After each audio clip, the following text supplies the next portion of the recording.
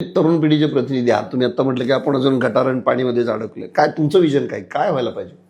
Sir, आपण सर्वप्रथम यंगस्टरसाठी, समजा आता मी जर युथ मुवमेंटमधला एक चळवळीतला कार्यकर्ता आहे, मुलांसाठी तिथं करिअर गायडन्स हा वाटायला आपल्याला खूप लहान एक म्हणजे 2 शब्द वाटत असतील, पण खूप मोठा विषय, खूप महत्त्वाचा विषय आहे. सध्या डिप्रेशन जो आहे ना, हा प्रकार खूप मोठ्या प्रमाणावर आहे. मानसिक आरोग्य म्हणजे रस्ते, गटार, नाली हे सर्व होणारच आहे, पण याच्यासोबत मानसिक आरोग्य सुद्धा खूप महत्त्वाचं आहे.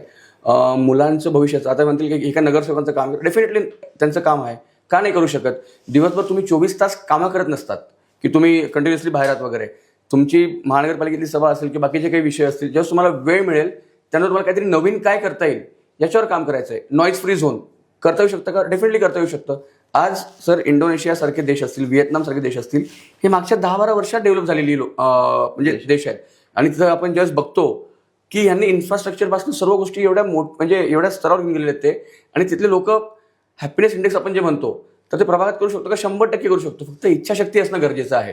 तर तोच अजेंडा आहे की युवकांना असेल किंवा ज्येष्ठांना असेल, ते स्ट्रेस फ्री कशा पद्धतीने राहता येईल त्याच्यावर काम करण्याचं माझं प्लॅनिंग आहे.